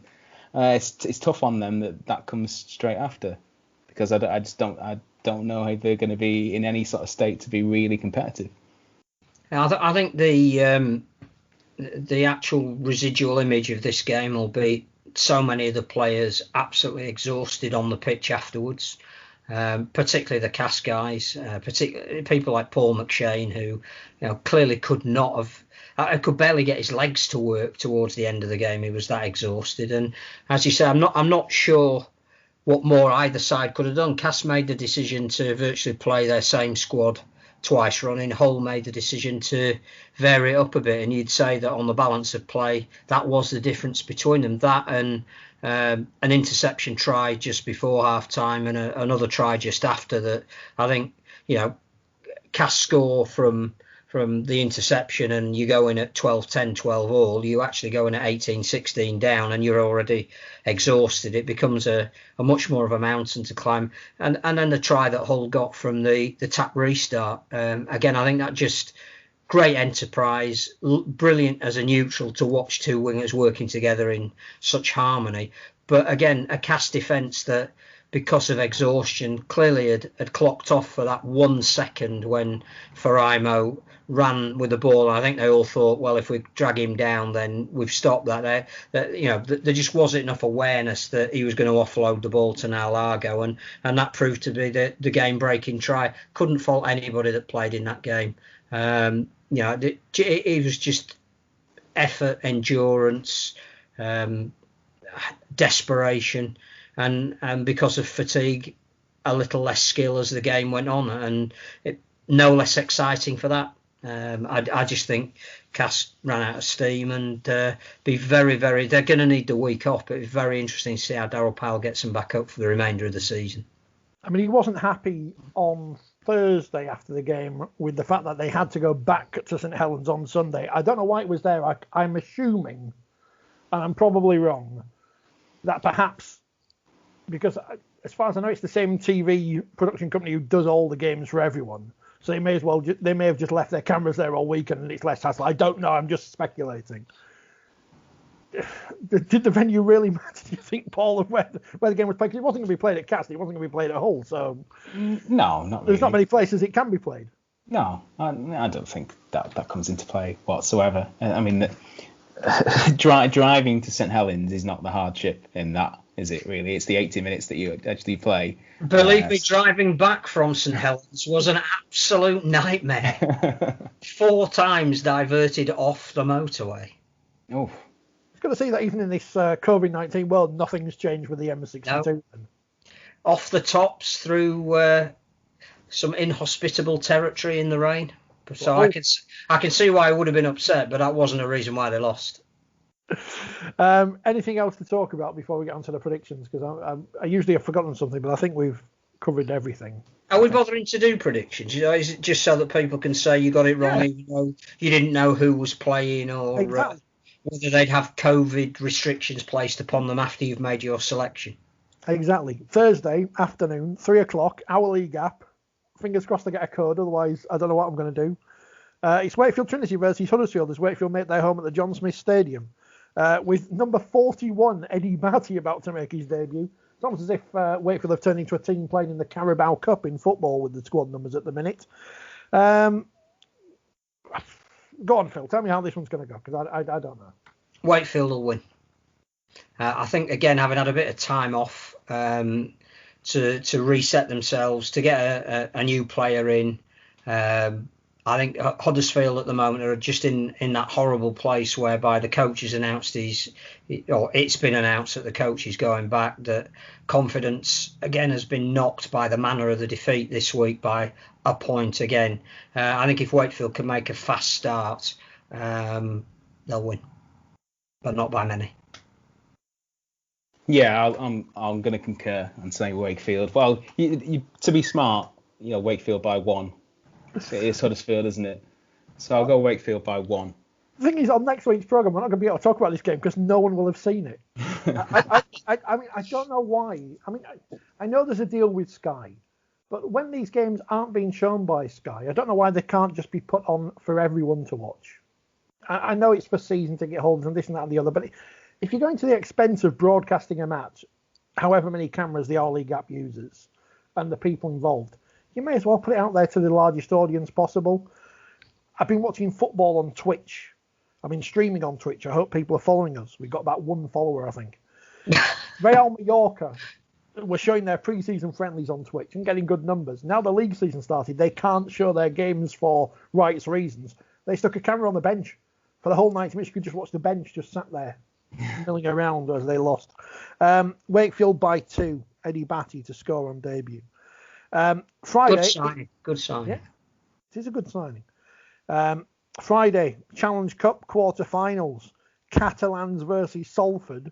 6 o'clock kickoff in St Helens. You can go first on this one, Paul. I'm going to go Catalans. Obviously, good recent record in the Challenge Cup. But yeah, I expect them to be warmed up now after that game against Wigan, fired up to sort of put things right there, but also a bit more match fit, match sharp now. After those couple of weeks without playing, that was always going to affect them first up. I fancy him. I'm going to go Catalans by 7. I'm going to go Salford on the basis of the fact that I think Ian Watson is realistic enough to look at the league table as it stands at the moment, and even with the best will in the world and even perhaps the best percentage in the world, you're not a million miles away from Wembley if you win this week. You can get to the Challenge Cup final winning 2 games. I think having got to Old Trafford last year, to get to Wembley this year would be a measure of consistency at Salford. I think they'll go all out for this.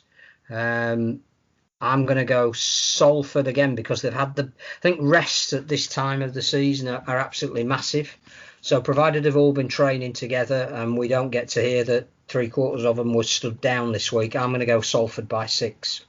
I think Dave would say on the telly that there could be 20,000 at the final. Fingers crossed. If Oh, I thought you were going to say at Salford. That would be interesting. I mean, it might end up being at Salford because there might be no one there at all. Wembley has the capacity for 22,000 because there is a quarter of the stadium would be allowed. The only problem is it's subject to all of these trials going ahead and being successful. So it's there, but it's tantalisingly not there as well at the moment. So when they play at the AJ Bell Stadium then in October, because we don't have any viewers from France, I don't think Salford by 6, and that's followed also on the telly by Hull Kingston Rovers versus Leeds. Of course, a repeat of that classic final from a few years ago. Classic if you're Tom Briscoe, but not if you're Kieran Dixon. Phil, who's going to win? I suspect that if Jordan Abdul is banned, as we think he will be, I'm pretty sure that even Hull KR are not going to appeal that because they know that it would, if they can get a downgrade, it isn't going to help him this week. I'm just going to go Leeds. I think there was a measure of disruption last week with not knowing who the team was going to be until an hour before kick-off. They've all trained, I'm told, so far this week. The 3, who were earmarked to play, Pryor, Martin and Mellor will come back in. They've got a couple banned. Dwyer out is probably a bit of a blow for them. But I'm going to go Leeds by a few. But then you would expect that.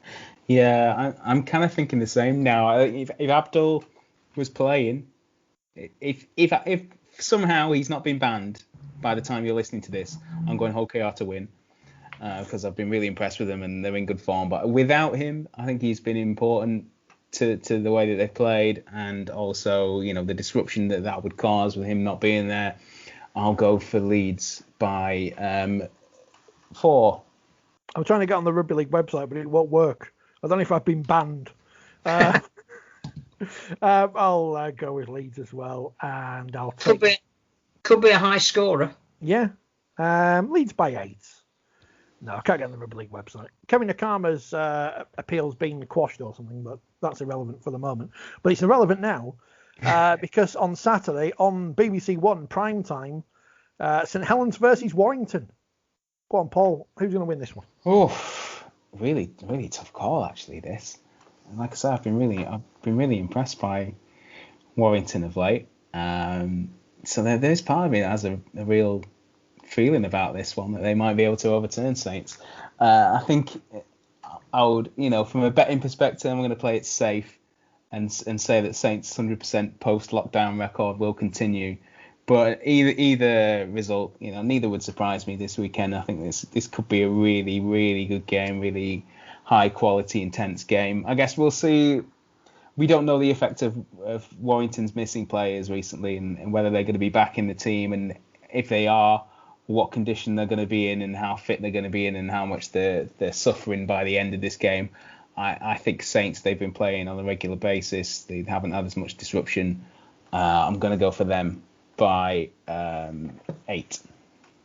I'm really looking forward to this. This is the game of the weekend, the game of the round. I think that not only have Saints been a quality above most other teams I accept that Hull KR could quite easily have beaten them last week, but they always seem to have something. Saints, a player that was going to do something special in Lachlan Coote. He's playing so well that it's only that Walmsley's so good at the moment that he's barely being mentioned. I think the driving factor for this will be the Challenge Cup final last year. I think if there was one game that Saints felt they clearly were mastered, it was at Wembley. They were never in it. Warrington was so dominant. If you were going to be a St Helens player contemplating your navel in the run-up to this game, this is the opportunity to say we didn't do our best that day and we need to redress that. I admire everything about what Warrington are doing at the moment, but I just think Saints are the most well-oiled machine, and that in the big games post-Wembley, they were massive. Could play tight if you needed to, expansive if you needed to. I'm going Saints by 4, but this is a game you probably won't be able to take your eyes off for the full 80 minutes. Yeah, it's difficult not to go with Saints, isn't it? As much as Warrington have been impressive and I want to go with them, I've got to go with the champions, and I think it's going to be very tight, but it should be a fantastic battle all across the field. I think that win over Hull KR will do Saints some good, as much as people say you learn more in a defeat, you learn something in a close victory as well. Saints by 1. And we close off the weekend. We switch to BBC 2, much like if you're a crap British tennis player as opposed to Andy Murray is on BBC 1. They played out one of the greatest tennis finals? One of the greatest Challenge Cup finals of all time, and one of the worst. Hull FC versus Wigan. I just think it's probably a game too far for Hull. They did look very leggy, even though they won convincingly towards the end of the game last week. I think Wigan will come back from France with a huge amount of confidence in the dominance that they showed in all aspects of the game. I think the loss of Albert Kelly is probably going to be too much for Hull to overcome at a time when Mark Sneed's direction isn't there either. Normally when they've done really well in cup ties, it's because of Sneed's kicking game. So I'm going to go Wigan by 10. Yeah, I agree. I think Hull, like as I alluded to earlier, not going to be in shape to be able to last the full 80 against Wigan here. They're going to be missing key individuals clearly. Albert Kelly, Jamie Shaw, presumably. Wigan, as I say, impressed against Catalans. Seem to have got a bit of their confidence back. For me, yeah, Wigan all day. I'll go 6-4, 6-4, 6-2, Richard. Full house for Wigan. Setting up that potential Saints-Wigan final, of course, which would be nice. Or likely a Saints-Wigan semi-final. Wigan by 8. Yeah, Wigan by 8. And Penrith to win the minor premiership this weekend in Australia. They've won like 73 games in a row now, haven't they? Yeah, they've been really entertaining. I see Brisbane lost to Gold Coast Titans. They are crap, aren't they, the Broncos? Bloody hell. Yeah, the Titans have won 7 now this season, I think. It's 7. They could finish 9th, which would be quite an achievement, wouldn't it? First season for Justin Holbrook. I'm just looking at the league top 8 is known, but not all the finishing positions, which is what you want with 2 rounds to go. Obviously, South Sydney haven't got enough Burgesses these days, but... No, although Tom's doing very well on his own, isn't he, recently? Keeps putting up big numbers week in, week out. Been in good form, which would have been nice going into an Ashes series, but oh well, never mind. That's the NRL portion of the podcast done now. No, by the balls is full of that. And set of 6, that's full of all that kind of stuff. Set of 6? Yeah. 6 to go. 6 to go. 6 again. All these podcasts sound the same. There's not enough Rugby League podcasts these days, we know. Not enough good ones. No, I've got to give credit to the Brian Bevan podcast boys because they were well on top of the Luther Burrell thing weeks ago. So they know what's going on at Warrington. We don't, but they know. Paul, thank you very much for your time. Enjoy your painting. Thank you. As much as you can. Phil, thank you. Magazine out this week. Yeah, be in the shops Friday, should be with subscribers Thursday. Sort of the usual acerbic nonsense in there from certain columnists, not naming names, but two of them are on this programme. And we're trying to look ahead and develop some reasons why Rugby League can look forward, not least the World Cup, which I think is something that we really need to get behind. The ticket details for the first batch, you've got to log on to their website to be eligible on the back of the magazine. So if you want to buy tickets for a World Cup game, we've got all the details for you. I was also pleased to see Rugby League was mentioned on Pointless a couple of days ago, so that's a part of the column for next month written. So that's extremely good news. Yeah, we've got a competition as well, where you can win some product that will aid your recovery, and that's in sympathy with clearly the welfare that the players are having to look after themselves with at the moment. So if you want some roll-on or oil that will ease your joints, 4020 is the place for you. Is this from that Toronto thing? Is this what's Anywhere Williams has got shares in? It's the English equivalent. Oh, well, it must be better because it's English and not some foreign. It's made in Scarborough. Made in Scarborough. No, it isn't. But... Is this why your emails keep ending up in my junk folder, Phil? This sort of stuff that you're peddling. Right, yeah. Cannabis-related product. All board. So YouTube these days, it's the preserve of failed broadcasters, mainly on the right wing, who can't get on mainstream media these days. But as we've proven, there is space for everyone here on 4020. Sadly, not live.